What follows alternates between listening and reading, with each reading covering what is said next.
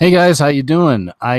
Before we get started, I want to check something out here. I'm in the chat right now, and if some of you guys could let me know, I just want to make sure that you're seeing the screen okay, and that the news story is coming out or coming up. Probably not now, because now you're seeing it's. I'm using a different computer, and it's making me share whatever screen I'm on. So I'm going to go ahead and close that. Now you should be on my first news story. YouTube engineer on LSD-fueled rampage.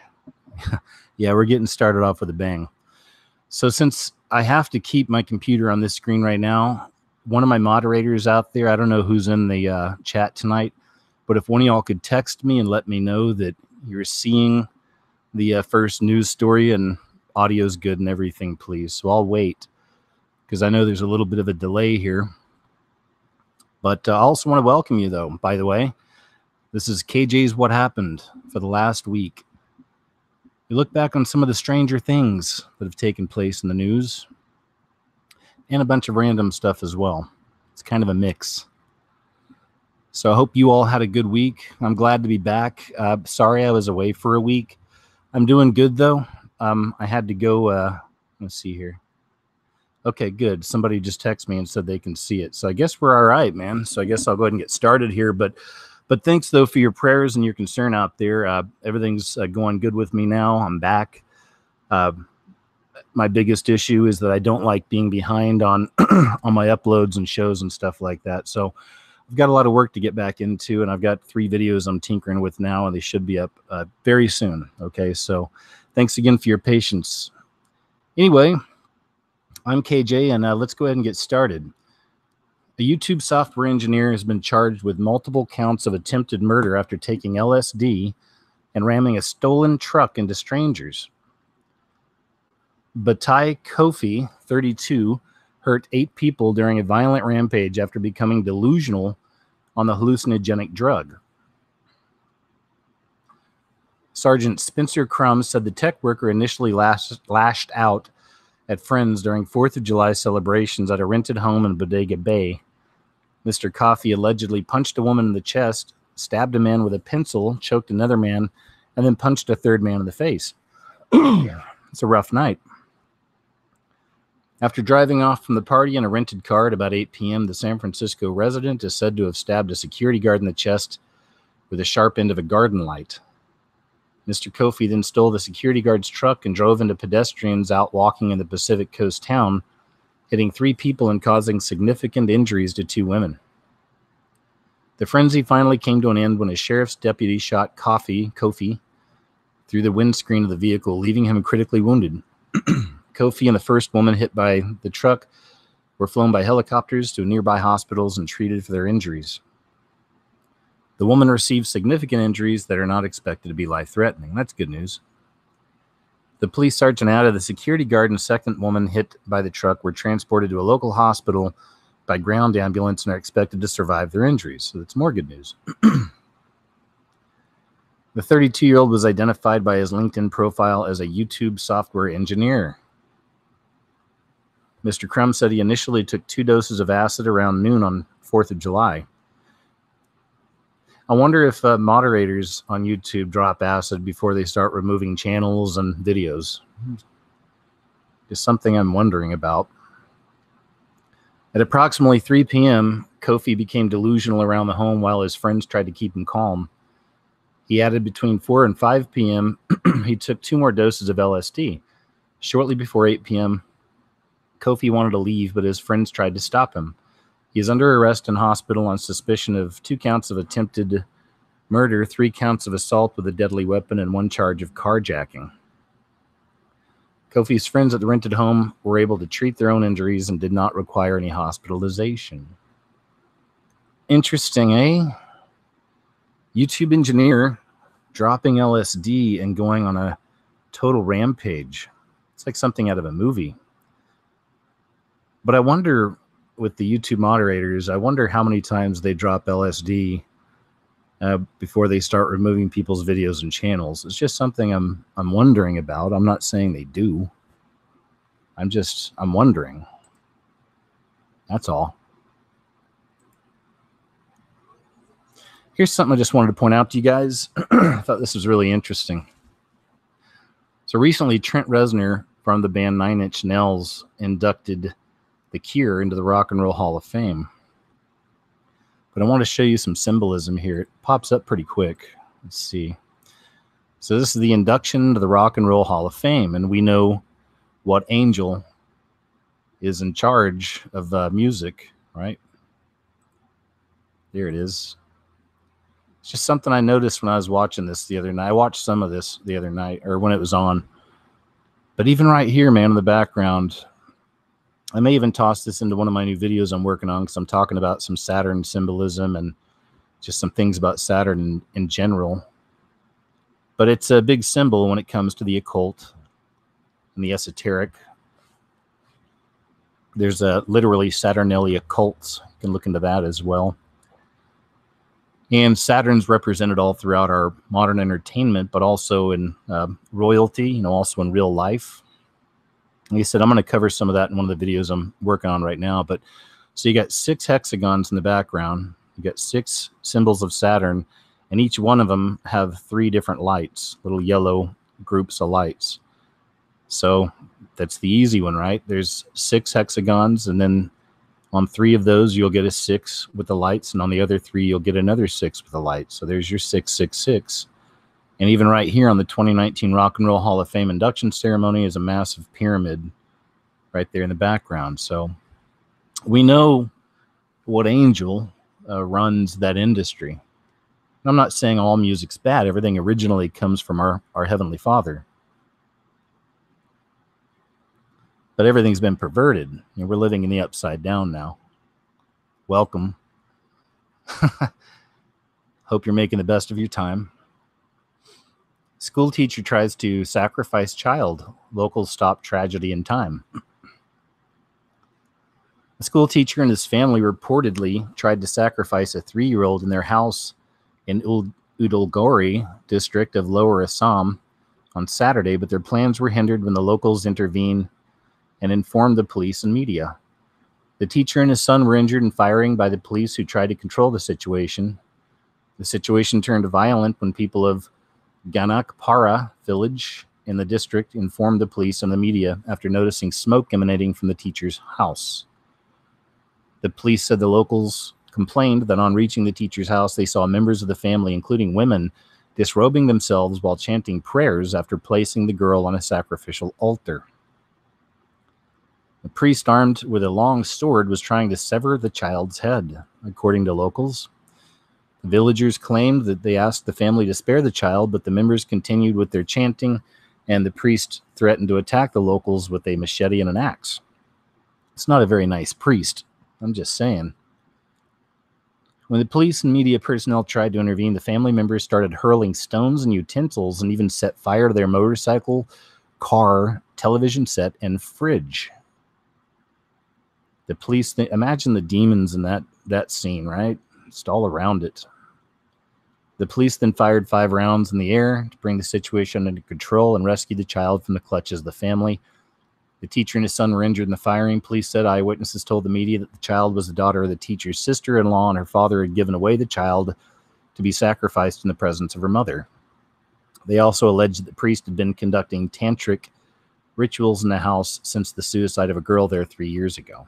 Okay, there you have it. It's alive and well. People sacrificing, literally sacrificing other people. Yes, shocking but true. This is just one of the cases we heard about.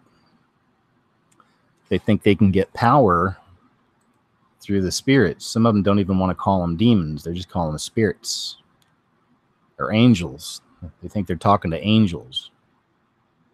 You've seen this one right here, just more symbolism I wanted to point out, but this is from the Post-Millennial. So it's, of course, titled Brave Female Rapper, which actually this lady does deserve some accolades. Brave female rapper takes stand against segregated ticket prices. You may have heard of this Afro Future Fest they had in Detroit recently, where they were going to charge white people $20 and people of color just $10 to get in. So People weren't happy about that. When I very first heard about this story, this is the first news story that popped up when I went looking. I'd seen this on the news. And of course, I see, another symbol of that beast system. And it's right there, right before our very eyes, because that is what's behind the music industry and really most things in our world now, corporate logos, everything else you can imagine on shirts and shoes and pants and hats. It's everywhere because it's manifesting. The beast system is literally manifesting before our very eyes, more and more. And the symbolism's everywhere. Most people don't give it a second thought. People like us do, but there's millions that just don't see it or don't get it. But that's what it is. This is spiritual language, the symbols, the logos, the occult, the so-called hidden in plain sight. There you go. So I thought this is pretty interesting. You heard the story about Epstein getting arrested. And, that's one for the good guys so far. It'll be interesting to see what actually comes out of all this because he's connected to some really big people. I think I have a list tonight, too, of just some of the names. It's from a black book of his from back in 2015. There's a big story about this coming out and all the names attached, so we'll see. But, I believe that's up in here somewhere. We'll get to that later. For now, this is yesterday, an anonymous person who apparently lives on an island close to Little St. James shared pictures he took with a drone. And this is Epstein's island. This is one of the places he would molest these children. Him and a lot of his really wealthy friends, both men and women. But there's one picture in particular I was wanting to show you. Here. We'll look at a few of them. Some of you may have seen some of these. There's something other than this I want to show you, but since we're on it, I'll go ahead and open that up. I mean, what kind of rituals take place in this, right? That's what I always wonder. What kind of rituals take place in that weird little building? I say that because there's, let me see if I can find it. Well, this is interesting too. Look at this. There's this. Let me see. No, that's not what I was thinking.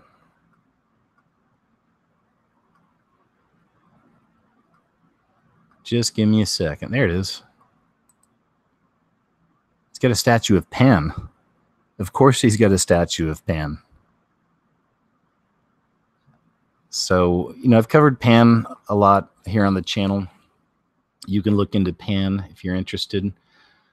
The things I'm interested in is just how much Pan, this deviant little devil, shows up in so many of our movies and TV shows. And again, it's everywhere. Just about a year ago or so, they coined a new term, and I think Miley Cyrus was behind this one. One of the tools being used by the system, of course, for the slaves, for the masses, for those that don't see. But she coined the term. I believe she was the one, or if it wasn't her that coined the term, she's definitely promoting it. But it's pansexuality, so we saw that coming back again as well. But there's Pan, a deviant little devil. Deviant little devil.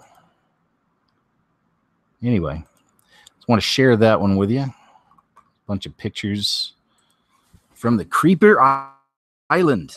Creeper Island. Nivea is being binned after allegations of homophobia by employees. Nivea has been spectacularly dumped by its own advertising agency and accused of homophobia after a company executive allegedly rejected an ad pitch saying, "We don't do gay." The offensive remarks. Oh my gosh, that's offensive. The offensive. I'm offended. I'm offended by this. Okay, not really. The offensive remarks have prompted a boycott movement with angry customers posting videos and photos of themselves binning their Nivea products in an attempt to cancel the skincare brand, because it's the cancel culture. That's what we're in, right? Outrage culture, cancel culture. Extremes. Boycotting efforts began after the contents of a phone call between Nivea executives and creatives from the New York-based ad agency Foot, Cone, and Belding were leaked. Nivea has been a client of FCB for 100 years and spends more than $400 million on advertising annually.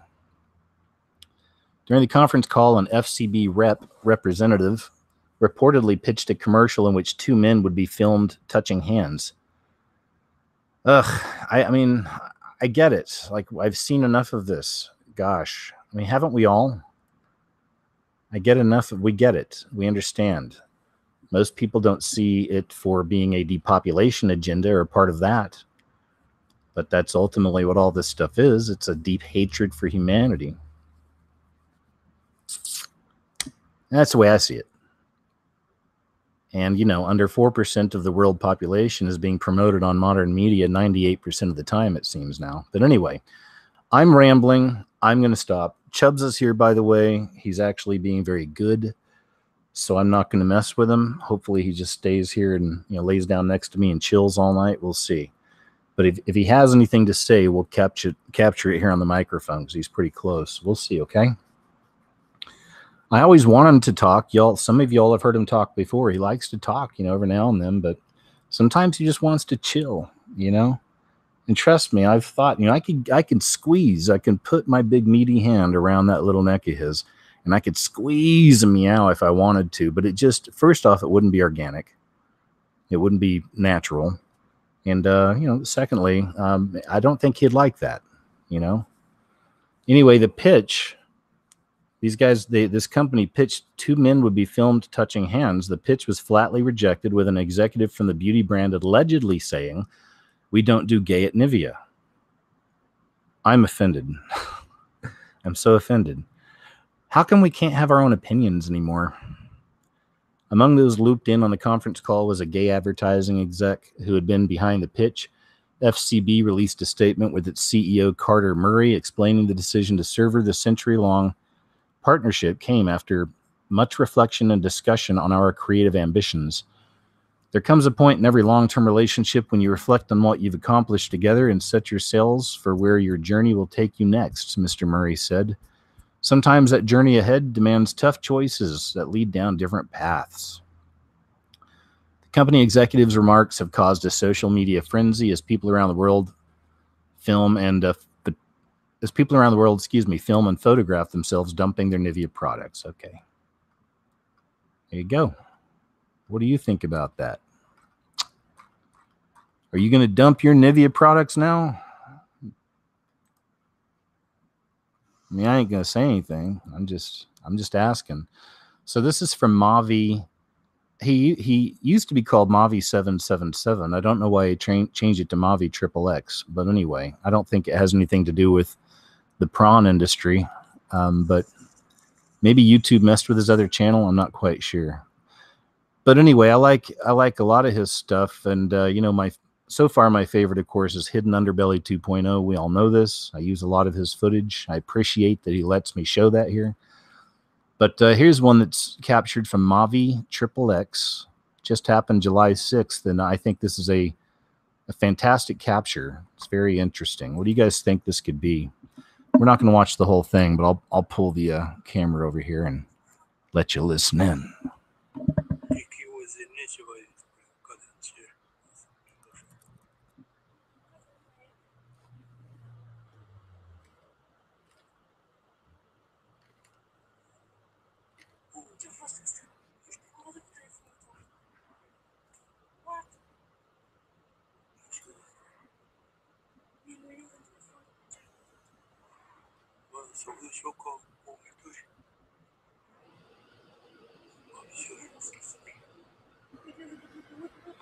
Sorry, the audio is not very loud, but you know, you're really not hearing much. They're speaking in a different language. They ain't speaking American, okay? I don't know what language it is, but it's all right. We don't really need to focus on that. Just what in the heck's going on here in the sky? That's the question.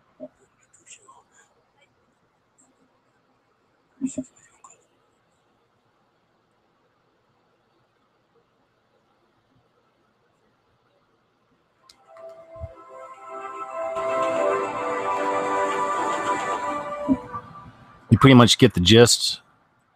Mavi's showing some close-ups here and maybe slowed it down a hair. But what could it be? What's going on?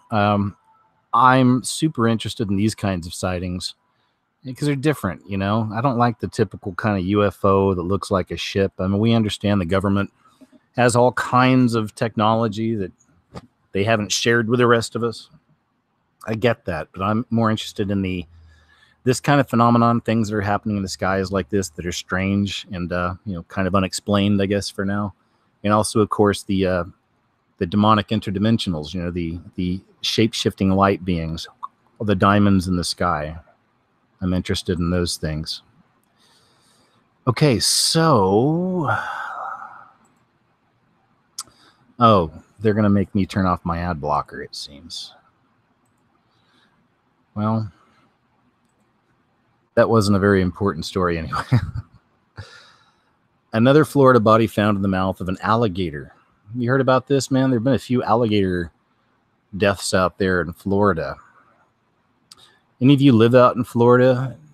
Any of you see alligators going through neighborhoods and stuff like that? I had a friend from childhood that moved to Florida, and then a few years later, my family took a vacation to Florida, so I got in touch with him and hung out with him. But the neighborhood he was in was real close to swamps and all that, and even the neighbors that I met there, the kids, were saying how it was pretty much a normal thing. You'd see alligators in people's backyards and sometimes crossing the street, so you really had to, keep your peepers open. For the second time in a week, a body has been found in Florida waterway in the clutches of an alligator. The St. Petersburg Police Department responded on Thursday morning after a body was found in the mangroves of Lake Maggiore. I'm guessing I pronounced that right. Media reports said witnesses saw the body being dragged around and surrounded by multiple alligators. That, my friends, is nightmare fuel. Media reports said witnesses saw the body being dragged around and surrounded by multiple alligators. Those are scary creatures, man. There's a new movie out called Crawl, C-R-A-W-L. I just saw the trailer for it a few days ago, and that looks really scary. It looks like it takes place in some town during a hurricane, and of course there's flooding, and then there's alligators going into people's homes, just floating in and chasing them around. I mean, that's some scary stuff. The St. Petersburg Police Department responded on Thursday morning after a body was found I already said that. I seen the gator chomping on it. Otis Crawford. There's a name. That's a Southern name if I ever heard it, man. Otis Crawford. I bet Otis is the kind of guy that lends you his lawnmower and probably even the shirt off his back. Probably a good old boy, but not in the racist kind of way. There's a lot of really good people in the South, They get a bad rap. Some are bad, sure, but not all. Come on. But Otis Crawford says, I seen the gator chomping on it. I walked out on that deck out there, took video, and kind of determined it's something. He told WFTS. I'm glad I noticed before the gator got the body into the bushes, and then nobody would have ever known. The release said there are signs of alligator involvement, although due to the condition of the body, it's too soon to know the cause of death. Anyway, alligators, scary. Alligators, bad. Police investigate death threats to movie theater owners screening pro-life film Unplanned. Any of y'all seen Unplanned? I haven't, but I hear it's incredibly powerful. It's the word on the streets. B.J. McElvey, president of Senedicon, the Canadian distributor of the film that tells the story of Abby Johnson, a former Planned Parenthood manager turned pro-life activist, confirmed 2 Canadian independent cinema owners reported threats that caused them to be fearful for their families, said LifeSite News. Yet another independent theater owner was reportedly harassed to the extreme. Chuck Konzelman, one of the film's producer-directors, reportedly said McElvey requested, for the sake of safety, the film's producers removed from the website the July 12th listing of 46 Canadian theaters that will be screening the movie. The death threats are reportedly aimed at the independent theater owners. McElvey noted they didn't get anywhere with Cineplex or they didn't get anywhere with Landmark.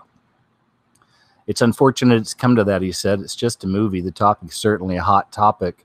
However, it's just a movie. I find it ironic.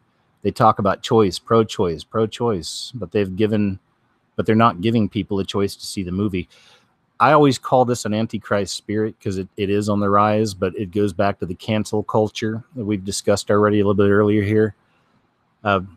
It's a spirit. It's a dark energy. It's on the rise. It's working through people, and anything like this, anything that's revealing some real truth in this world is under a really heavy attack. We know this. We know this. Online and offline, it's happening.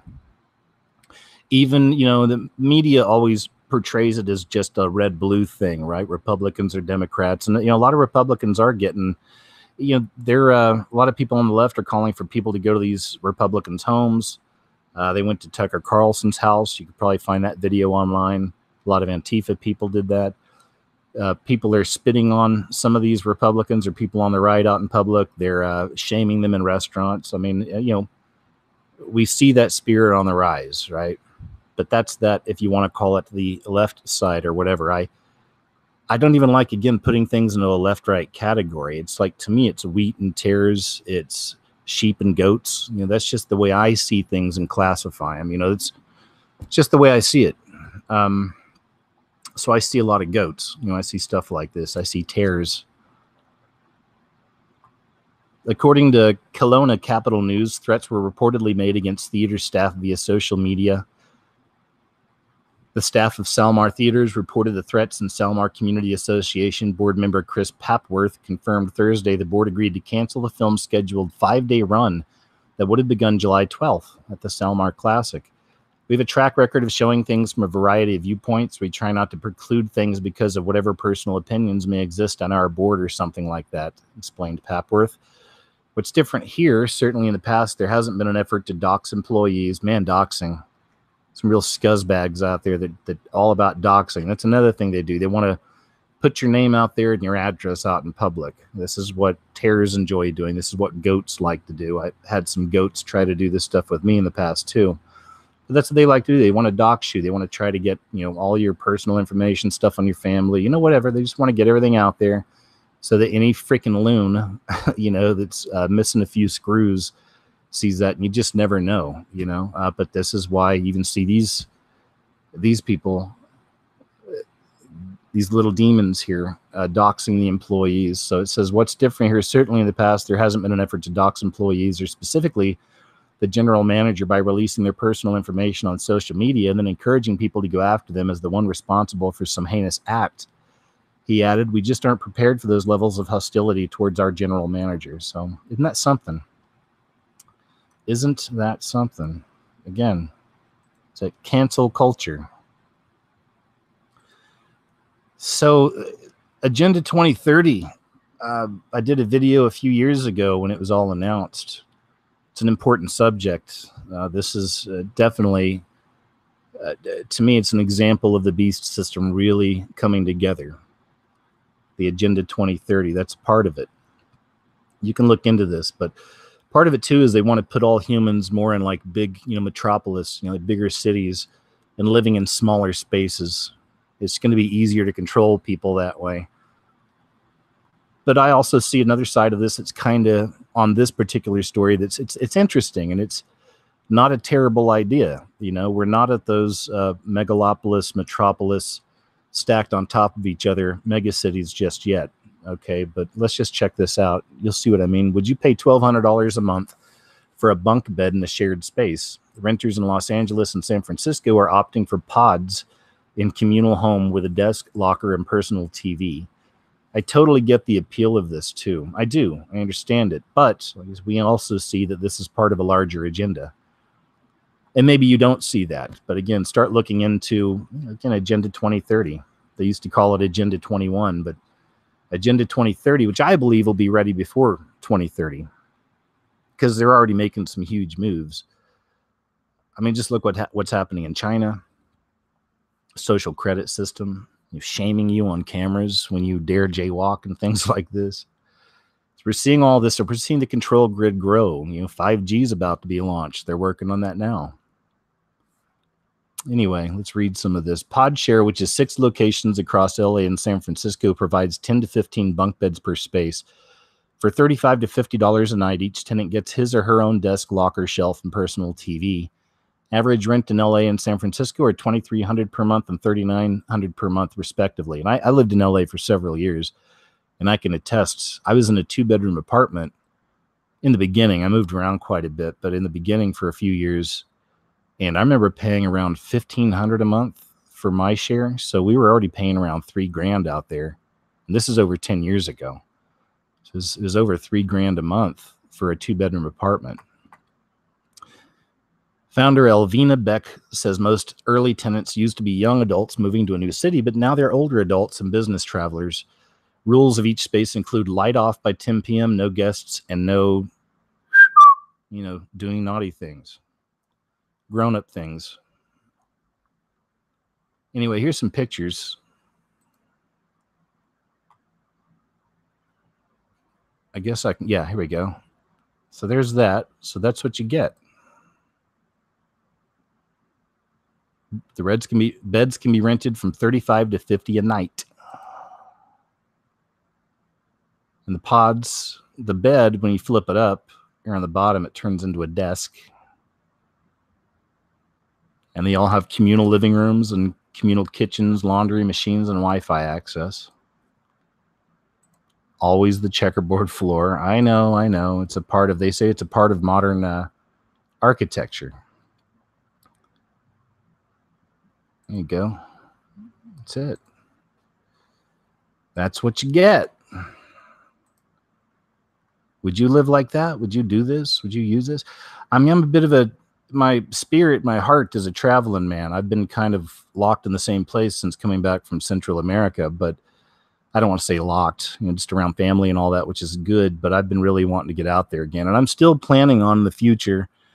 Hopefully all things work out, but in the future, like in the next year, really doing the RV thing. I've been really trying to figure out a way to do it, but just live in an RV, make my videos and shows from different campsites and stuff, and maybe even start a whole other channel where I'm showing you guys the stuff that I'm exploring out there and have my commentary on whatever the news is of the day and just chatting with you guys, just kind of like, chill hangout with me in an RV, me and Chubbs, we'll see. That's my dream and goal right now. So we'll see.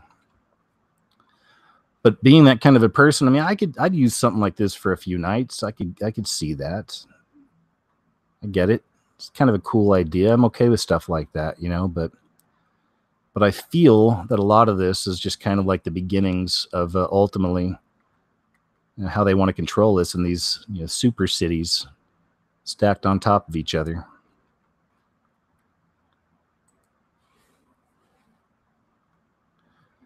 Here's another place I used to live. Also has gotten very expensive, I understand. I still have a few friends out there. One of them I haven't talked to in quite a while. We need to talk again. It's just he's a busy dude, got a family and all. But the other one, we talk probably once every 6 months. We'll chat. Anyway, so I'm hearing for the last few years, I've been hearing that Austin's just getting filled with people from Los Angeles. Now, that's not necessarily always a bad thing, but in this case, this is like, from what I'm hearing, like the worst of the worst that Los Angeles has to offer.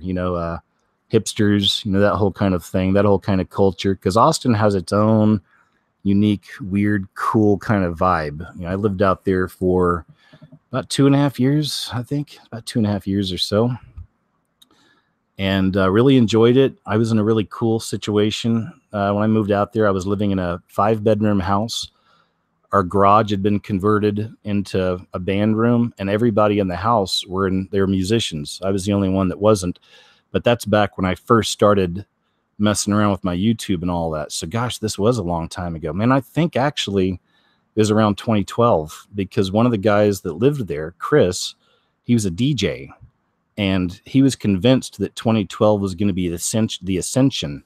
And his plan was to be in South America at some place on some Aztec ruins or something whenever all this happened. He was really deep into that. So, yeah, this is around 2012 when I was out there. Of course, it never happened. But I could make an argument. I won't get into all of it here, but I've had my theories. But I do think that 2012 was the start of something, like kind of an awakening of humanity, because that's around the time it really started going to the next level as far as truth type stuff and people coming out more and talking about things and exploring new ideas. So maybe there was some kind of an interesting shift in 2012. I don't give it any credit to anything but our Heavenly Father, but you know, I could see that. I mean, I could see that maybe that's when it started, because I was there. You know, I was right in the beginning of that. And I certainly saw the truth community, if you will, really grow, you know, in those few years. Anyway, over the years, Austin has struggled with one of the hardest problems facing modern day American big cities, an overwhelming homeless crisis of epic proportions. But the Austin City Council's latest ordinance may be causing more problems than it's solving, critics say. Here's some of the pictures. It says, wow, this photo was taken at a discount tire in Austin yesterday. Today it became legal for homeless to camp on Austin streets, except at City Hall. Wow, look at that. Discount tire, man. Person just straight up got their laundry hanging. I mean, you know, we have to... I don't look at things like this and have any hatred towards these people, because these people could be us someday. I mean, I don't know about you. Most of my life, I've lived paycheck to paycheck. I'm sure a lot of you feel that as well. And all it takes is one trauma, right? Or one hard left off your course or whatever. And, you know, we could be these people. I mean, obviously, take into account family, friends. I get all that. But I'm just saying there's millions of Americans that are really close to this situation.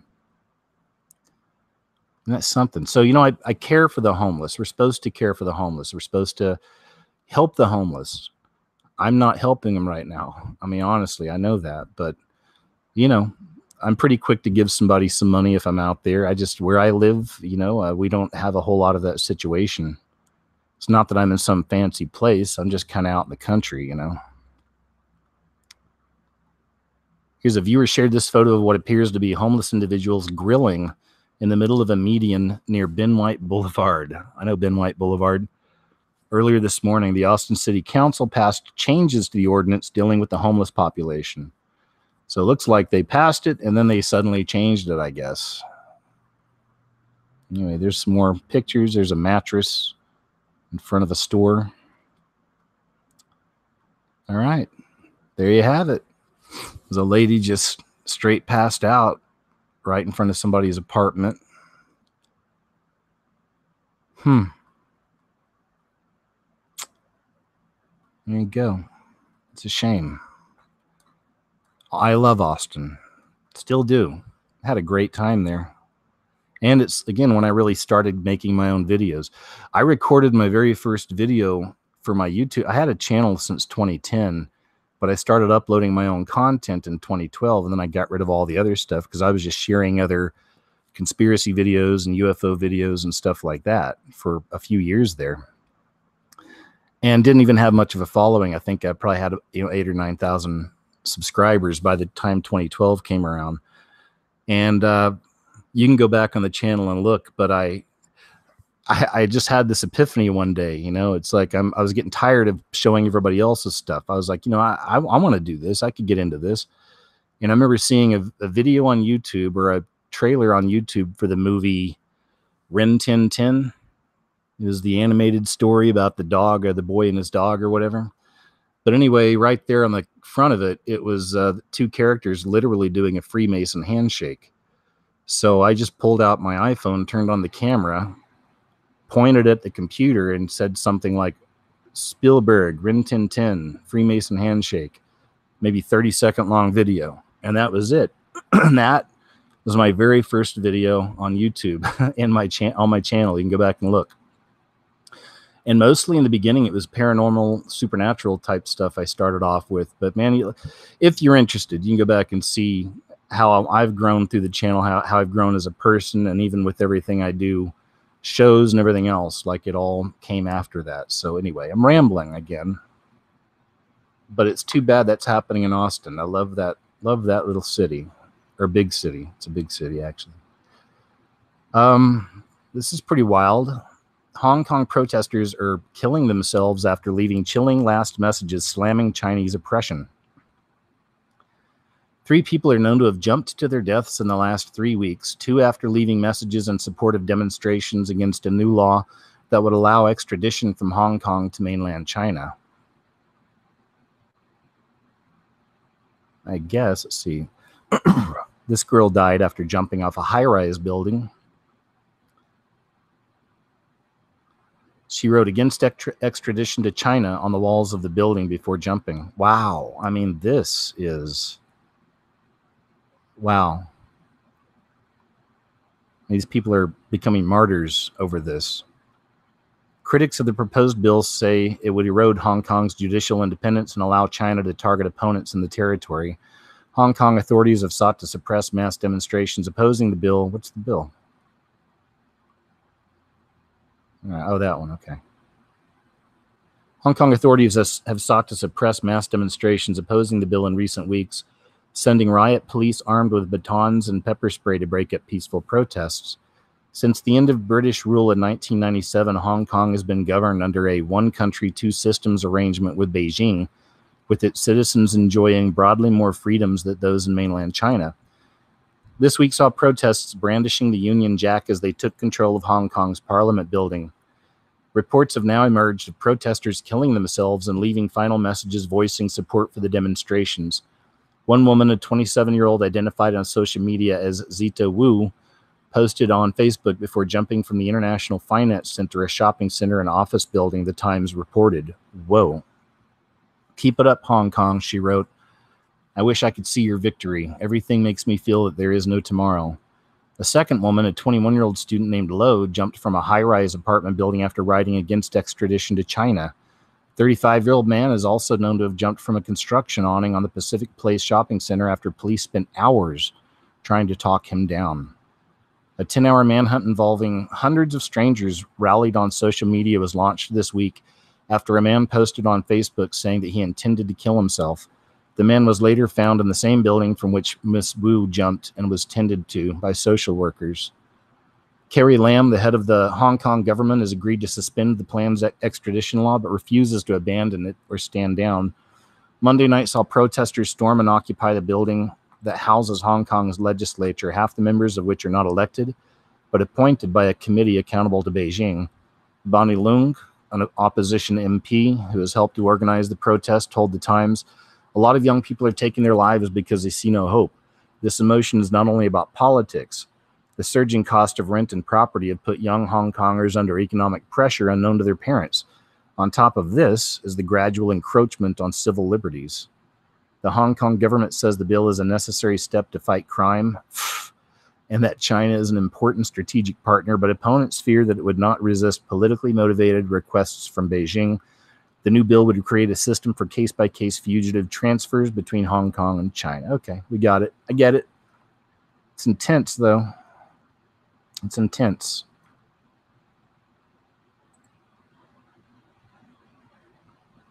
Okay, this is pretty... it's a pretty weird way to celebrate the 4th of July for these people. Check this out. This is teen charged after attack on family celebrating 4th of July. All right, let's see. All right, let me open this up a little bit and we'll watch this together. Video is wild and frankly, it's alarming. One of the victims tells me this all started after some teens were shooting fireworks off at families. One of those victims suffering significant injuries. A melee breaking out on a night supposed to be about celebrating. A cell phone camera capturing people involved running, throwing punches. Police say the victims in the case are Haley Rayleigh and her boyfriend. Rayleigh telling me by phone a large group of teens, she estimates at least 40, were starting trouble on top of Beale Street Landing before the big fireworks show. Guys were throwing fireworks off of the top of the landing down at the street at cars. She says officers ran up the landing to get them. She thought police took care of things, but soon discovered that wasn't the case. We're trying to get food at food trucks, and we just kept witnessing fireworks being thrown into crowds of people, and I kept seeing, like moms with their little babies running and dragging their babies, and these aren't like little firecrackers. These were big fireworks. Then one of the fireworks was thrown at her family, Rayleigh's 6-year-old daughter in the area at the time. The mom had enough and went up to one of the teens asking what his problem was. Shortly after, her boyfriend followed. I told him he was going to hurt somebody, and they were throwing fireworks at babies. We were just trying to talk to them. I was going to, be able to identify him and then go tell the cops. But before that could happen, she says someone came from behind and punched her boyfriend in the head. From there, others jumped in too. Rayleigh trying to pull them off, they began attacking her as well, until witnesses and police were able to break everything up. Rayleigh believes her boyfriend might have a concussion and a broken leg after he was hit with an e-scooter. Happy 4th of July. That's unfortunate. That's unfortunate. But again, just we're seeing this. It's a lawlessness. It's a wickedness. Something you can't even say something wicked this way comes. It's already here, and just manifesting in these kinds of situations. 4th of July, bunch of kids being jerks and beating up a family. Doctor fined $100,000 for anti-vax social media posts. A Canadian medical committee has ordered a chiropractor to pay $100,000 for sharing anti-vaccine views on social media.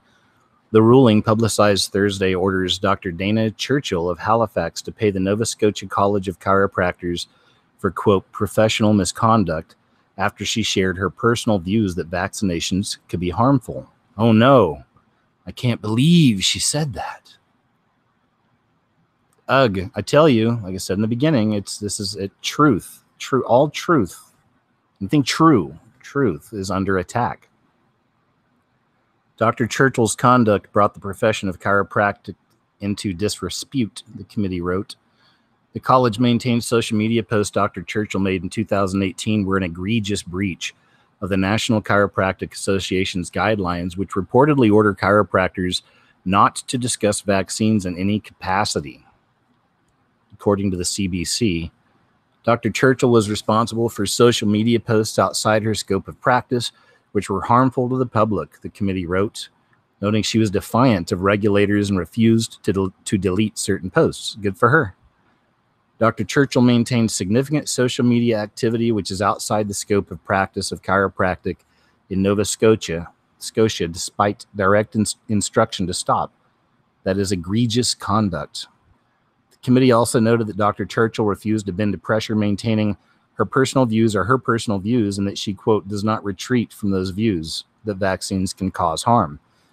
The entire matter could have been avoided if Dr. Churchill deleted offending posts. Oh, take that down. Don't tell people vaccines can be dangerous. The entire matter could have been avoided if Dr. Churchill deleted offending posts from her social media account, the committee admits. She refused. Dr. Churchill has been found guilty of the charges that have been filed against her, the hearing committee wrote. After taking her finances and health into consideration, the committee decided to allow Dr. Churchill to pay $100,000 over the course of 10 years, maintaining that if she didn't pay, quote, at least a total of $30,000 by January 2nd, 2022, she'd have to pay the total in full. Wow. In a Facebook post Friday, Dr. Churchill thanked the CBC for its coverage of her story. My sincere hope is that my example will awaken more of the public to the control and manipulation of the medical industrial complex, she wrote. The article is perfectly correct in that I have no remorse and I would do it all over again if I had the opportunity. Yes. I like this person. Vaccines are dangerous. Educated people know this if they study the research. Anti is a word used to divide the population. I'd encourage you to be vaccine informed. Silencing us doctors in any discipline is against the Charter of Rights and Freedoms, she added, and to silence us when we are trying to relate dangers to public based on research is criminal. So there's a woman that could definitely use prayers and encouragement. Dr. Churchill, good for her. Love it. Love it. What could go wrong? Humans wearing teledildonic suits. I almost feel dirty saying that word. Teledildonic suits can now have sex with each other over the internet. Oh, what could go wrong? This is what could go wrong. This is going to be, everything's going to be just fine. Nothing to worry about here. The next generation of artificially intelligent cybernetic companions will bring about a Westworld-style future where some people will actively choose robotic partners over real humans. Engineers, experts, scientists, and philosophers gathered at the Free University of Brussels this week to discuss how we get from here to there and how we should deal with those huge, far-reaching changes. Daily Star Online recaps here the major talking points from the 4th International Conference on Love and Sex with Robots. I didn't even know there were conferences about this stuff. Love and sex with robots. We know this, you know, myself, many others. Nicholson, 1968 comes to mind, but a lot of people have been talking about this agenda, the transhuman agenda, for a long time, the artificial intelligence agenda. Italian philosopher Maurizio Ballesteri asked whether humans could ever love robots, and if they could, would the robot ever be said to love them back?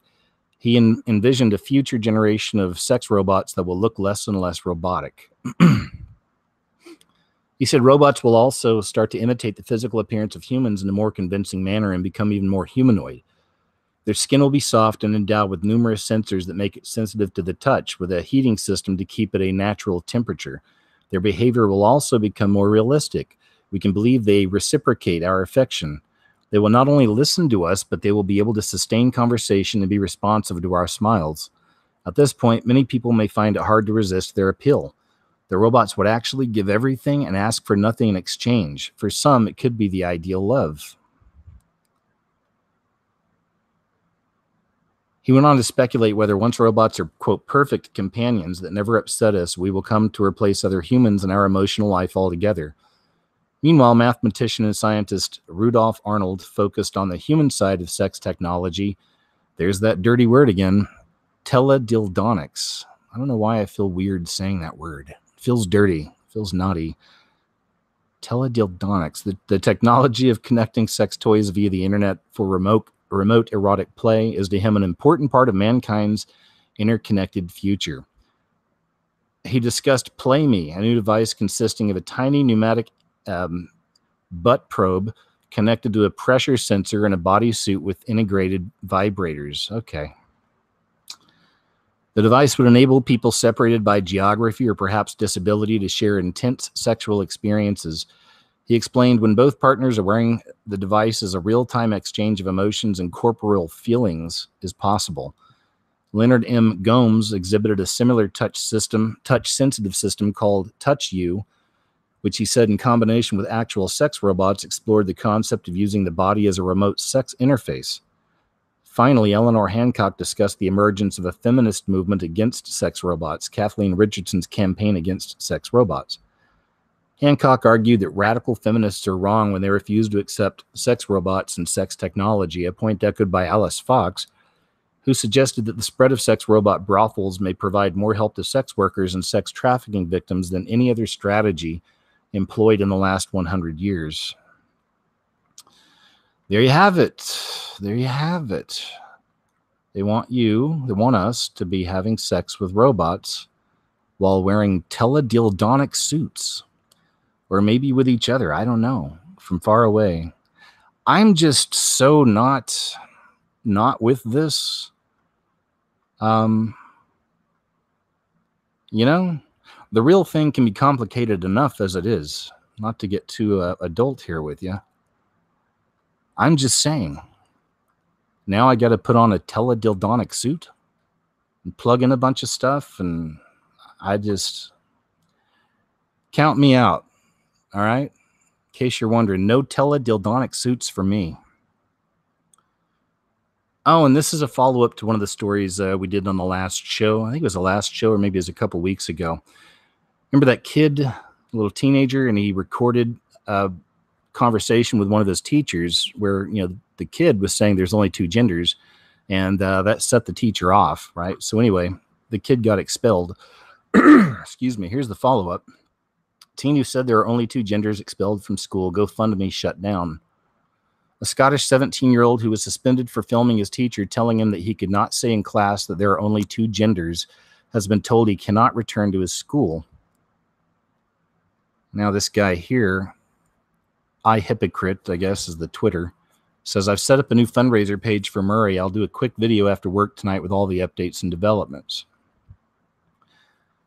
The Aberdeenshire pupil named Murray had shared the video to social media because, according to a friend, he wanted to expose the left progressive anti-scientific ideologies being taught at Scottish schools, and expressed concern that telling very young children that, quote, boys are girls and girls are boys is a, quote, very dangerous thing. This is common sense.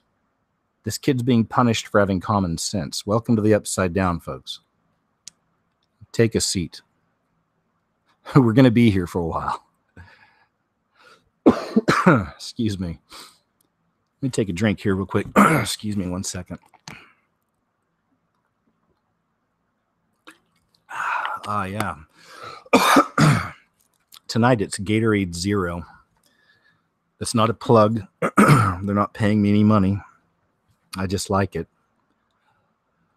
The viral footage revealed that the teen had been removed from class for stating that there are only two genders, with the teacher telling him that whilst the boy was entitled to his opinion, he could not share it at school because the authority and school policy dictated that there are many genders, and to assert otherwise was not acceptable and tantamount to discrimination. I know what you think, and I know what the authority thinks. I know the authority's point of view is very clear, the teachers heard saying. Murray had been suspended for 1 week, according to the school, on grounds of sharing the footage of his teacher without his consent, later tripled to 3 weeks. Now, the pupil has been told that he will not be able to return to Means Academy to finish his education, the Evening Standard reports. The teen told a YouTuber who goes by I Hypocrite, who helped the original story go viral, that he and his mother had been called in for a meeting with school where he said people higher up in the school said it's not okay for me to finish my education at that school effectively, and they told me there's no chance I can return. An Aberdeenshire council spokesman told the Evening Standard the young man in question has not been permanently excluded from Means Academy, but, excuse me, but rather at the age of 17 has reached the end of his time in compulsory education. Staff from the school are working hard to ensure that the young man has a positive future placement either in further education or in an area that he chooses, they added. The teen told the YouTuber that he was concerned that being barred from his old school could affect him getting into another one, particularly if a prospective new school requires a previous academic reference, saying, I'm kind of in limbo at the moment. I really don't know what is going to happen. I'm either going to have to find a new school or go to college, but it's definitely a big speed bump in my life at the moment. A crowdfunding page was set up on Monday to cover getting him into a new school and living expenses and raised more than $2,000. That's good. Before reportedly being shut down for breaching GoFundMe's terms of service in an unspecified manner. That's bad. The page addresses now shows the message campaign not found. So GoFundMe has canceled the campaign and also banned my account. I have not been given any reason other than I violated the terms somehow. All donations were refunded, I Hypocrite stated. All right, there you have it. This young man is being punished for having common sense. How dare he? Right? Am I right? How dare he? How dare he? Back from the dead. Scientists resurrect pig brains, boosting immortality hopes. I'm not hoping for immortality in this world or any way this world has to offer it. I don't know about you. I don't want to be here for that long. In a breakthrough uncannily similar to Mary Shelley's Frankenstein, a team of scientists has successfully brought pig brains back to life just 4 hours after death. The macabre experiment raises the prospect of bringing humans back from the dead, offering the tantalizing possibility of immortality.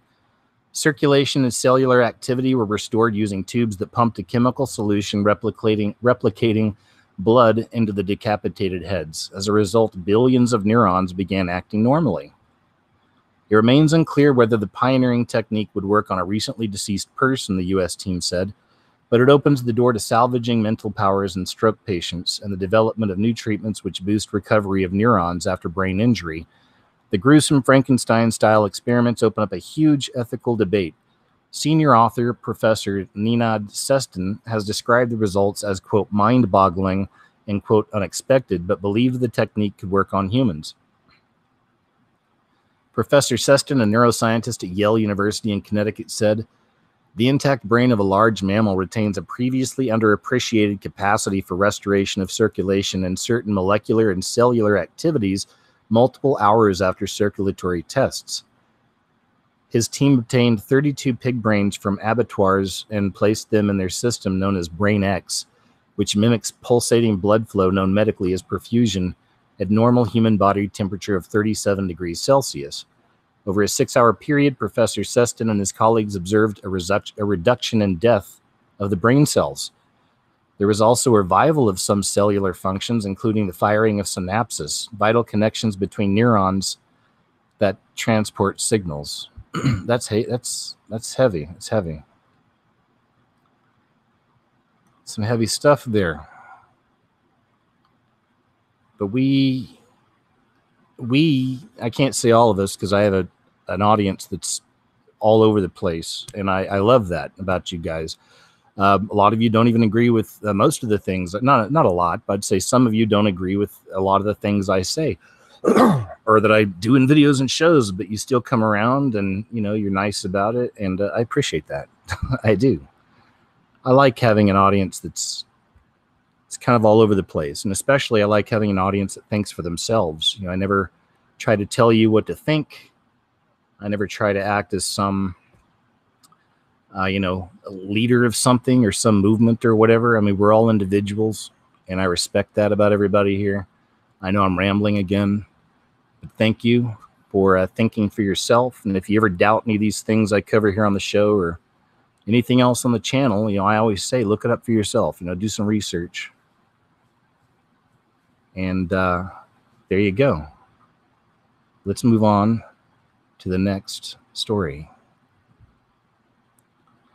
Christian mom forced out of library drag show by cops and harassed by Antifa. The anti-fascists, remember, they're our friends. A mother who was, what's this? This must be the pic. Teen Pride. A pride celebration designed by teens for teens. Awesome. And this is what they're doing in libraries, along with Drag Queen Story Hour. That's happening in multiple places across America. It's, you know, getting these men who are dressed as women closer to your children. What could go wrong? A mother who was physically removed by police from a public library that was hosting a, quote, Teen Pride LGBT event says what she witnessed amounted to hours of child grooming. In an interview with the Christian Post on Monday, the mother, who spoke on condition of anonymity because local activists have been making threats against her, no surprise there, explained what happened after she and other concerned parents went to the event in Renton, Washington, posing as supportive advocates so they could document what they saw. Among the exhibitor items available for the taking by anyone were condoms and sex lubricants, she explained. 8 $50 gift cards for chest binders used by trans-identifying females to flatten their breasts in order to appear more masculine were raffled. Bookmarks. At my heaviest, I'm in good shape now because I've had to be. I had the heart attack about a year ago. I exercise, I eat right, blah, blah, blah. But, you know, my weight went up and down throughout the years like most people, but my heaviest was, it was the last official job I had before I just started doing YouTube full time. And it was in a call center. I was like in between careers, in between everything. I had moved back to Oklahoma at the time from Austin, Texas, because my dad had been sick and I just wanted to be closer in case anything happened. And thank God he's doing great now. But so that took me to Oklahoma. And I wound up having a few different kinds of jobs, but the last one was really, truly the worst job I've ever had in my life. It was at a call center for DirecTV. And I mean, just first off, the energy in the place was terrible. Everybody working there, to me, and this isn't to be mean, it's just the way I look at the world, but everybody there looked like a Simpsons character. I felt like I was working in an episode of The Simpsons. I used to kind of privately, you know, mock some of them for wearing, you know, what I guess amounted to their home type clothes, you know, and even nighttime clothes. it was pretty wild. I mean, a lot of people were super comfortable there. Again, it looked like what they wore was what they wore to bed. Like they just woke up in the morning, took a couple shots of tequila, smoked a cigar, and just drove to work. I don't know, but was the whole thing. So, of course, after about 3 months, I start wearing my sweats to work. A few more months go by, I'm wearing my house shoes to work. Almost a year goes by, I'd gained about 25 pounds. Miserable. It was miserable. Hated life. Still making YouTube videos, though, at the time. And then it was around the time the partner program came up or whatever, and I took it with YouTube. And, after a couple months, 1 month, I wound up making about $17 more just through YouTube than I was at this job. So that's when I made the shift. And then that's when I just realized what bad shape I was in, not just physically, but even mentally. Because you're sitting there dealing with people who are being buttholes basically all day long on the phone. I mean, not everybody's bad, but, a lot of them are.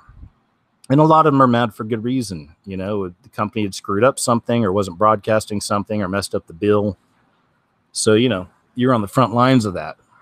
But anyway, I'm rambling again. Oh, I guess the reason I brought that up is because at my heaviest, I probably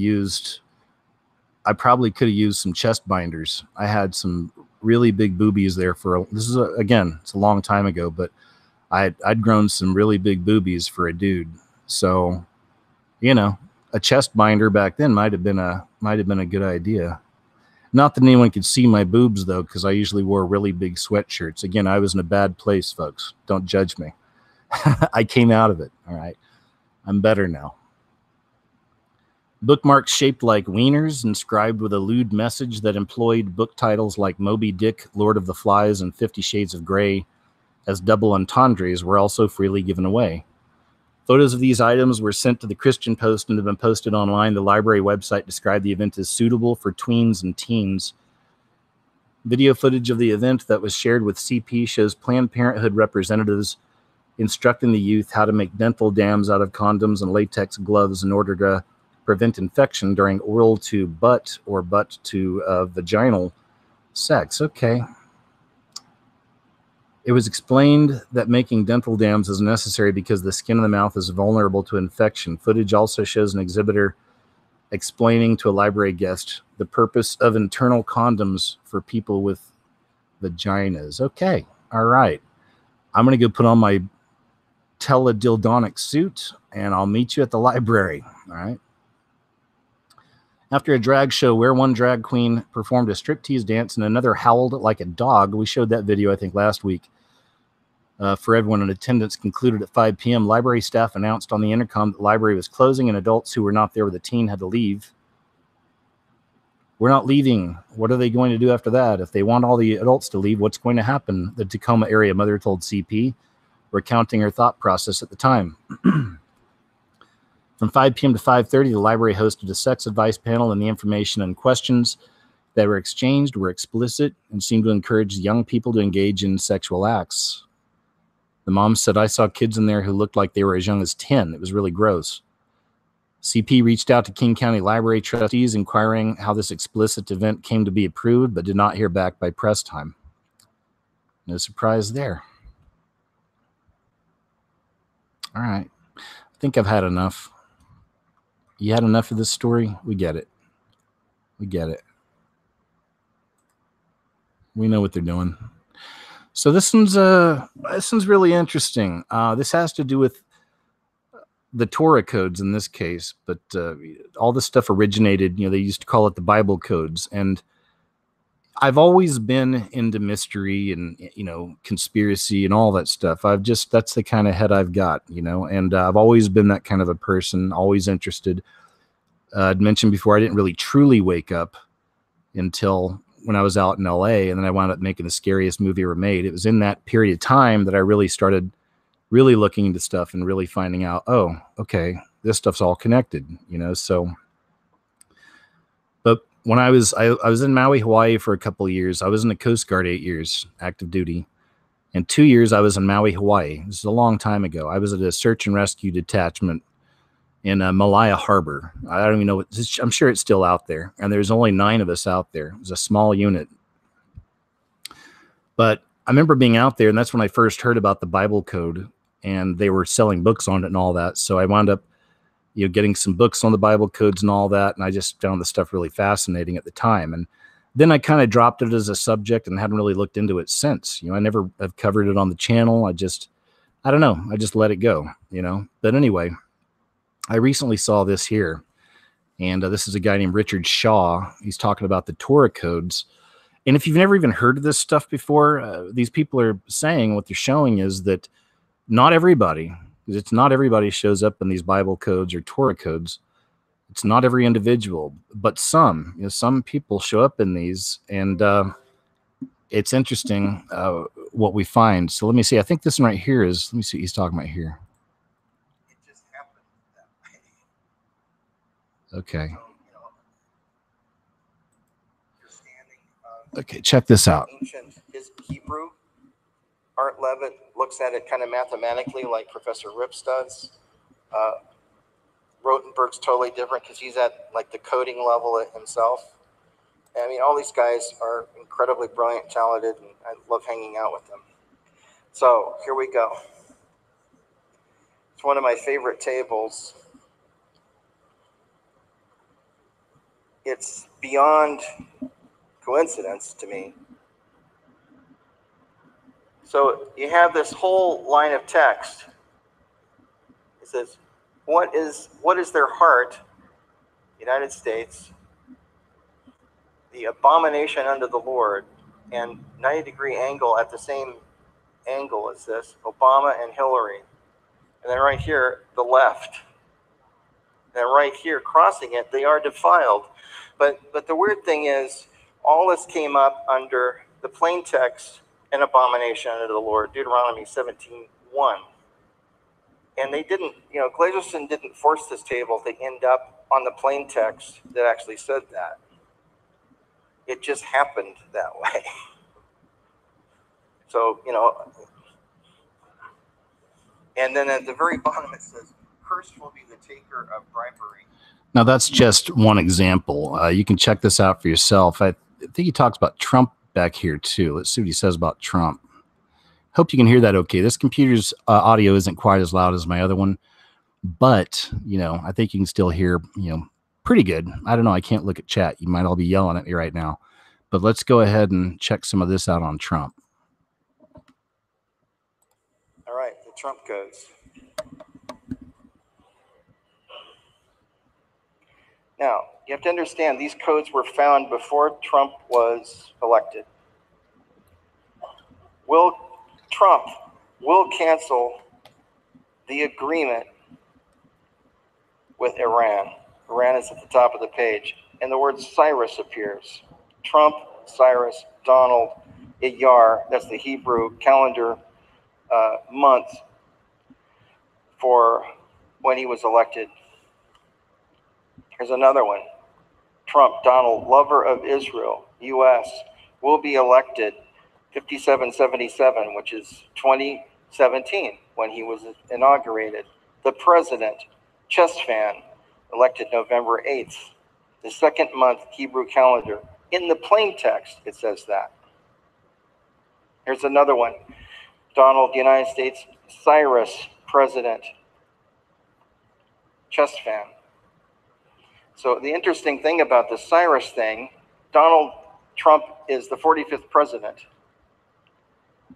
In Isaiah chapter 45, it says, thus saith the Lord to his anointed, to Cyrus. It's just the creepiest thing. Whose right hand I have held, so to subdue the nations before him, and to loose the armor of kings, to open before him the double doors, so that the gates will not be shut. I will go before you. And then the Trump codes, gematria for Donald Trump. There you go. I just wanted to share a little bit of that. I can't play the whole thing. But look at that right there. It's the gematria for Donald Trump and the first Torah code table found by Rabbi Glazerson. The gematria, okay, I don't know those words, but anyway, Paris Conference 777, date of Trump inauguration 1/2017. Trump birth 6/14/46, 70 years, 7 months, and 7 days from his birth, 777. The Hebrew year 5777. So anyway, the whole thing with Trump being the new Cyrus came out. We covered it here on the show, probably on one of my videos or two also. That came out over a year ago, right? And they literally made a coin over in Israel with Cyrus on one side and Trump on the other. And the whole thing with Trump is I genuinely believe he's the restrainer. You know, I've said this before. I believe God obviously has his hand on this. Doesn't mean Trump's a great guy or anything else. I don't know. You know, he's also got, like all the rest of us, he has free will. So he can choose what he wants to choose. But I do believe he's kind of a restrainer.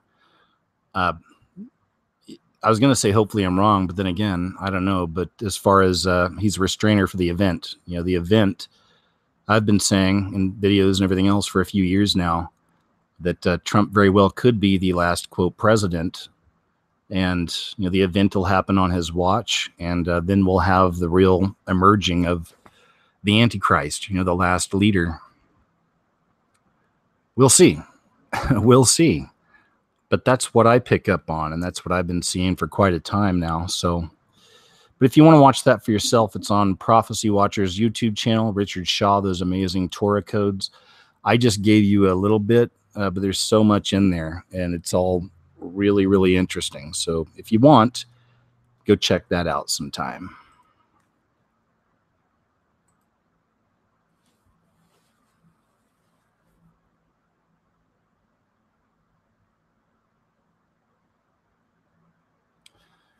I don't know if it's going to play. Let me see if I can turn this off here for a second. Let's try that. More of this just, you know, wanton violence, crazy random type violence. Flash mob shoplifters descend on, oh, this isn't violence. Sorry, this is a theft, but still crime.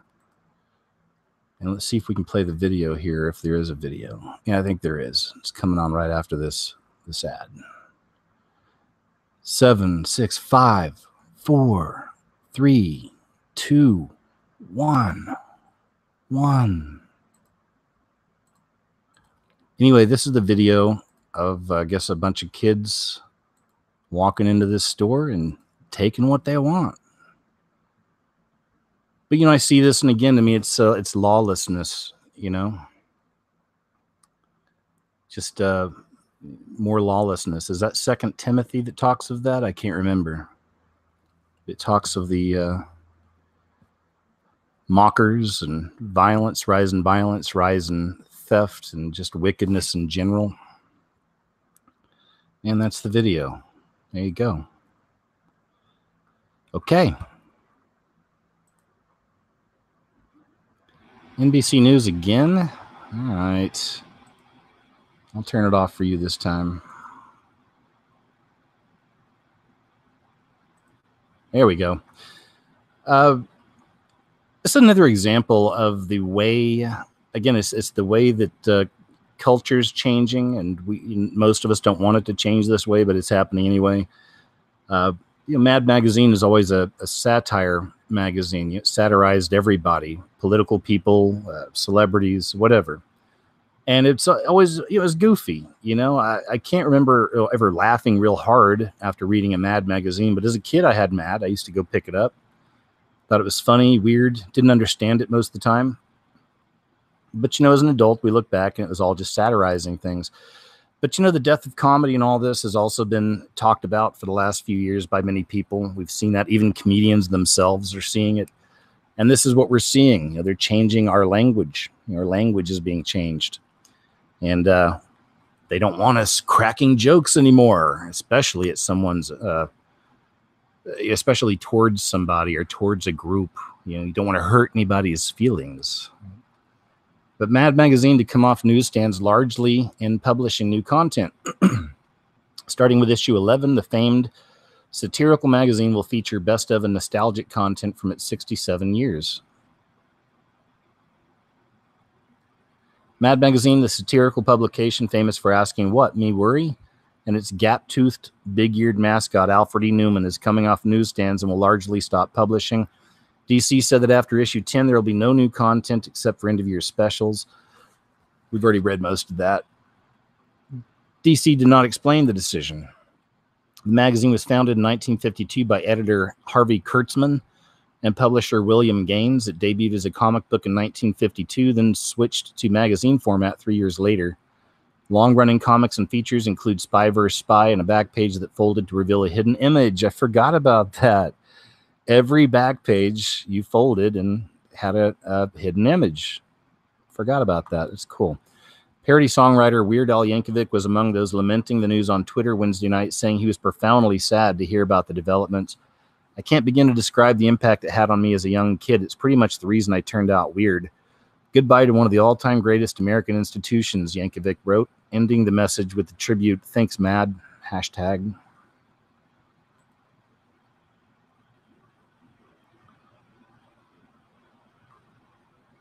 This is pretty wild. What on earth is that? Man is baffled to find a bizarre alien-like winged creature crawling across his ceiling in Indonesia. The bizarre creature caused bafflement at a home in Indonesia after it was seen crawling on the ceiling. Homeowner Hari To noticed the alien-like being scurrying across the ceiling in Bali. It had 2 wings, 4 tentacles of varying lengths, and appeared as though it was moving upside down with its legs holding onto the ceiling. Harry said the creature seemed to be looking for a safe place to stay because it had been rainy that night. Let's take a look at this thing, though.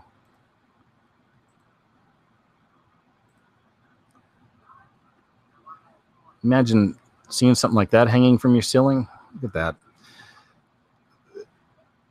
There's some kind of a species of insect. Maybe it's some kind of a moth or something, but I'd seen in comments people were talking about it, that I guess this is some kind of a well-known species.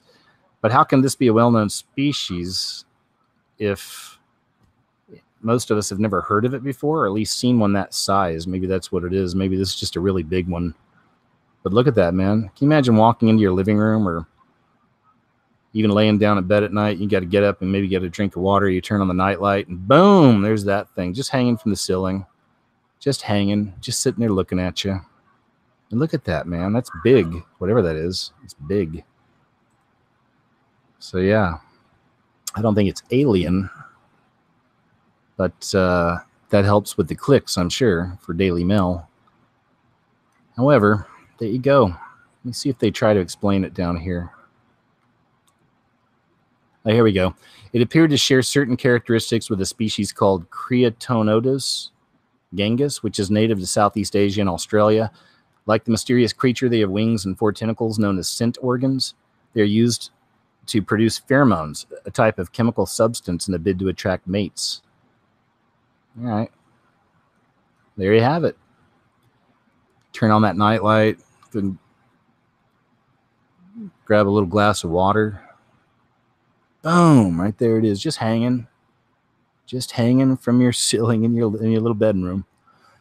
American pride plunges to record low as women and liberals lose faith. As Americans prepare to celebrate the 4th of July holiday, their pride in the U.S. has hit its lowest point since Gallup's first measurement in 2001. While 70% of U.S. adults overall say they are proud to be Americans, this includes fewer than half, 45%, who are extremely proud, marking the 2nd consecutive year that this reading is below the majority level. Democrats continue to lag far behind Republicans in expressing extreme pride in the U.S. These findings are explored further with new measurements of the public's pride in 8 aspects of U.S. government and society. American scientific achievements, military and cultural arts engender the most pride, while the U.S. political system and health and welfare system garner the least. Okay.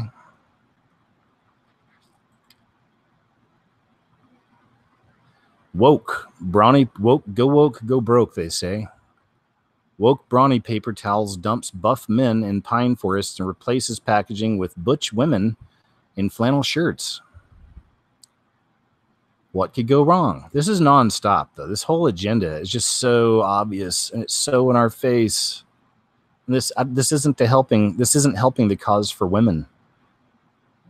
This just aggravates both sides. It just again, back to the tribalism, separating us into different tribes, turning us against each other. Meanwhile, at the top of the pyramid, that's where all the big moves are being made, right? But anyway, there you go. Used to be that guy. Used to be a Chad. They called him Chads. Used to be a Chad. Now it's this. There we go. All right. There we have it.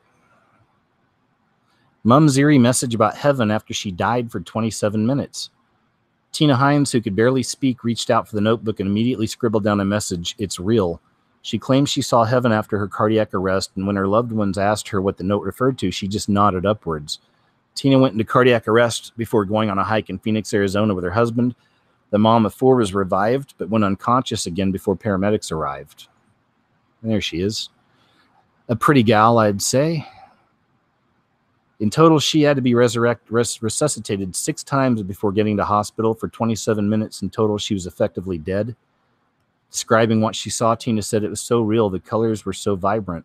She said she was able to see a figure she believes was Jesus standing in front of black gates with a bright yellow light glowing behind. Her niece, Maddie Johnson, was so moved by the story that she had a copy of the near illegible writing tattooed on her wrist as a reminder of her beliefs. And that's it. It's real, she said.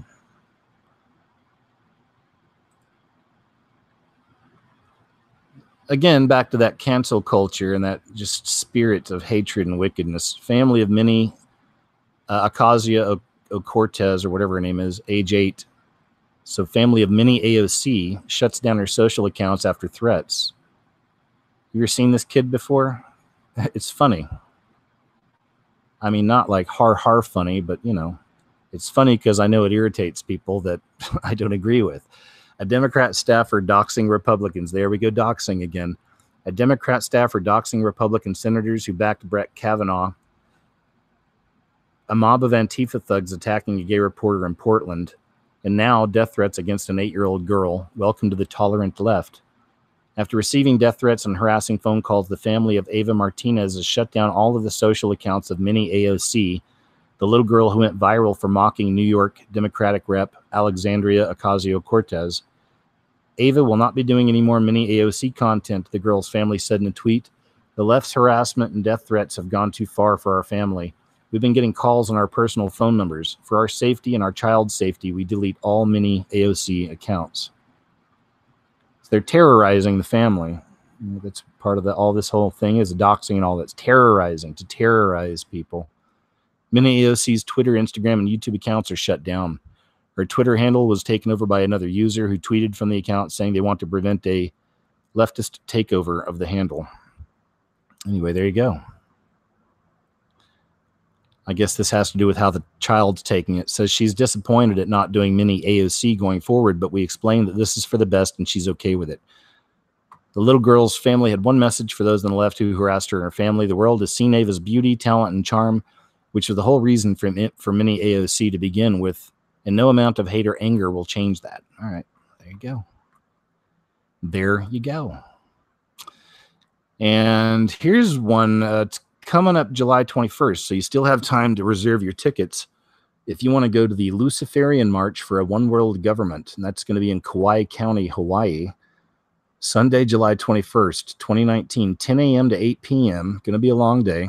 Pack a lunch and put on your teledildonic suit. And this is like a real thing. This is a real event. It's on all events. Let's read what they have to say. It says, greetings, citizens of Kauai County, Hawaii. We are the disciples of Lucifer, and we are here to fulfill the prophecies of Revelations and start the foundation of forming a one world government. We're calling on every citizen of Earth to stand in support of the formation of the one world government. So on July 21st, 2019, we're calling on every citizen of the Earth to start marches all over the place in support of forming a one world government. Where does it start? It starts with how you can help create your own chapter in your town. Plan marches and spread the word of forming a one world government. Tell your friends, your family, your coworkers, and random people on the streets. Okay, the time to form a one world government is now. The time to fulfill the prophecy is now. Help do your part to support the formation of the one world government. Make events for July 21st. Pass out flyers. Tell everybody. Blah, blah, blah. Oh, look at this. We'll be meeting at Kauai County Building July 21st, 2 p.m. Be sure to bring your all-seeing eye flags and signs saying support of one world government. Lucifer, it says, is love and is life. You know, I don't know if this is completely real. It's just something that somebody threw my way one of my subscribers said, hey, check this out. So I guess we'll see. We'll see. I don't know if that'll get any coverage. It's going to be weird if a bunch of people actually, I'm surprised maybe they, you know, are connected with the Satanic Templar. Maybe they've tried to reach out to them. I don't know. But there you go. You know, I'm guessing it's real. I guess we'll see. See how it all shakes out. Here's Epstein's Black Book. This is from January 2015. And it contains a lot of really interesting names. This is Jeffrey Epstein, the creepo that just got busted for putting his sweaty palms all over little kids. But look at this. We got some real Illuminati families here. Edward Rothschild, Evelyn, David Rockefeller, Henry Kissinger. I mean, you got some real players with the Illuminati here. Saudi Arabia's Prince Salman, Elizabeth, Prince Andrew, John Kerry, Senator Edward Kennedy, John Kerry, Jimmy Buffett, Peter Soros. I wonder if that's George Soros's kin. I'm sure it probably is. Tony Blair, John Cleese, Richard Branson. Just the names I recognize. Alan Dershowitz. I don't know if Chris Evans, is that Captain America Chris Evans? I'm not sure. Brian Ferry is a singer, I'm pretty sure. Ralph Fiennes, or Fine, or whatever, an actor. Liz Hurley, the actress. Michael Jackson and Mick Jagger. Ted Kennedy Jr., Bobby Kennedy, Simon Le Bon. You know who that is, right? From Duran Duran, lead singer. Courtney Love. Anyway, there's some right there. There you go. Now the question is, how far is this going to go with Epstein? Is he gonna turn over? Are there going to be more arrests? Stay tuned. We'll see. We shall see. This is pretty wild. Freak hailstorm dumps up to 6 feet of ice on Guadalajara, Mexico in July. Okay. 5 feet of ice pellets yesterday north of Mexico City. Look at these images. 5 feet. 5 feet. Cars were absolutely buried. Nearly 200 homes and businesses reported damage from the hail. There were no casualties. That's amazing. So the whole thing is amazing. It really is. The temperature in Guadalajara is expected to be a high of 81 degrees today. People in shorts there. I know, but look at all that snow. Ice pellets. The governor called it incredible. This is really incredible image. Yeah, that is incredible. Oh, check this out. So I showed you the story earlier about the little, kind of the tiny bunk bed type situation, tiny homes or whatever it is. The one in LA and San Francisco, the bunk beds you can rent out. Technopolis, Google's sister company, wants to build the city of the future on Toronto's waterfront. Should a private tech giant be designing smart cities? Probably not. Probably not. But this is kind of an idea of what something like that might look like. There you go. This is a really long article. I don't really feel like reading it, to be honest with you. It's one of those, but I did want to share it just so if you want to look into this, check it out.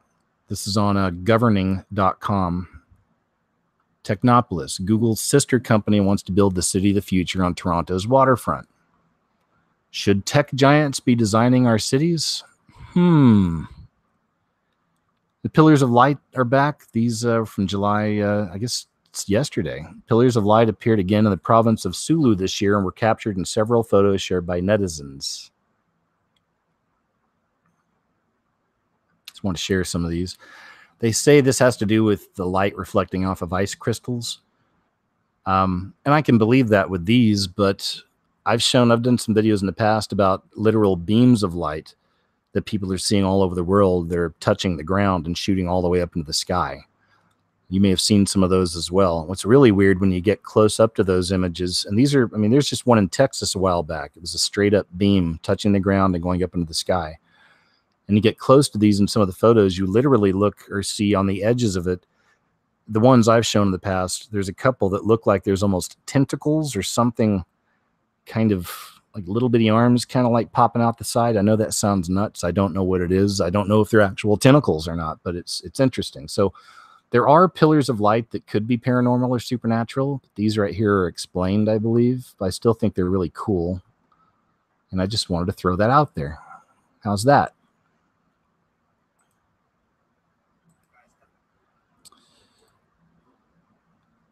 Okay, this one's pretty wild. I don't know if you guys have seen this or not. This is over on Hidden Underbelly 2.0. He knows I like him. I like this channel. You know why? Because it reminds me a lot of the way more stuff I used to look more into in the beginning of my YouTube channel. I'm not saying he's ever going to change. I don't know. And I'm not asking him to. But I like that he's got an interest in a lot of the same things I'm interested in. So there you go. Just throwing that out there. How you doing, Hidden Underbelly, if you're out there? Check this one out, man. This is some footage from the 7.1 magnitude earthquake that recently struck while a YouTube girl was doing a makeup tutorial. So check this out.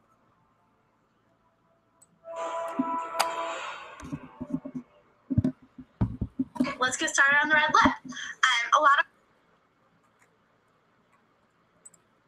girls like to start with the lip liner, but I like to start off just with doing my lipstick. I'm using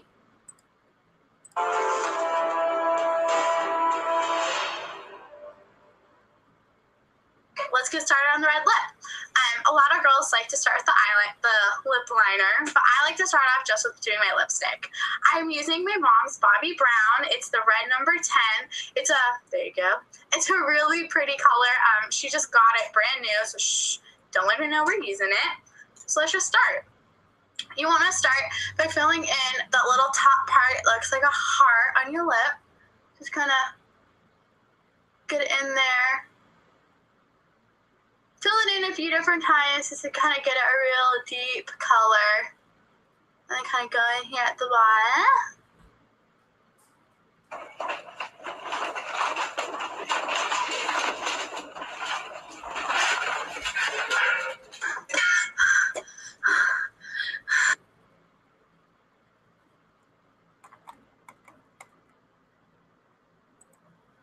Get it in there. Fill it in a few different times just to kind of get a real deep color. And then kind of go in here at the bottom.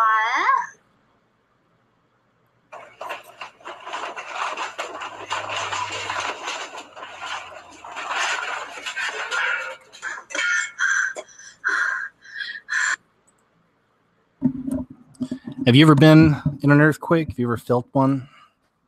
I've been in a couple of them. Nothing really major.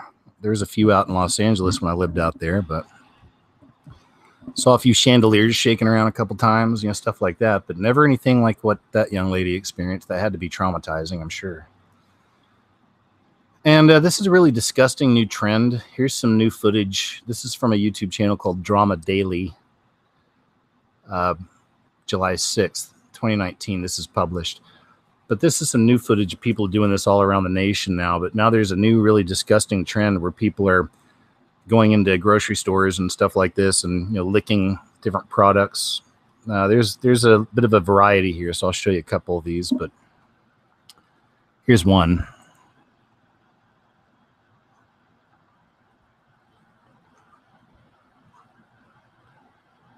I mean, that is just so wrong, man.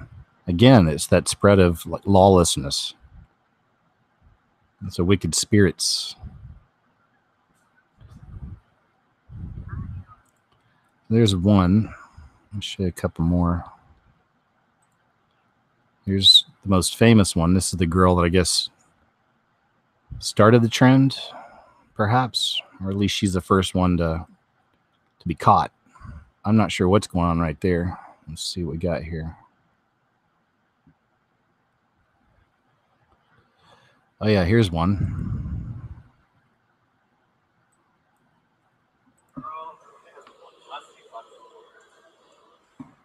The audio is terrible, so. Oh my gosh, that is just so wrong, man, right? Oh, and then this one. Sheesh. Look at what this one's doing. on your zesty salsa.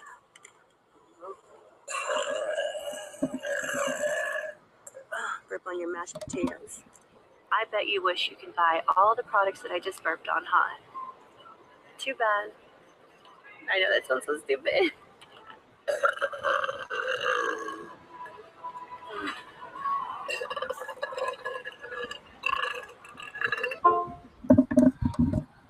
I mean, right? What are people thinking? Let me see if there's any more on here. I think those were the main ones. But anyway, I just want to share a couple of them. If you want to go watch the whole video, check out Drama Daily. I know, maybe like, well, KJ, why are you subscribed to Drama Daily? You know, but it's why I've told y'all before, I don't subscribe to a lot of, conspiracies and stuff like this channels or whatever. I subscribe to a lot of mainstream sources because that's where you get a feel for what the masses are doing, what the masses are into, if you will, what's popular out there. And actually, I think that pretty much concludes my videos or my stories for this evening. So let me jump over here to the chat room.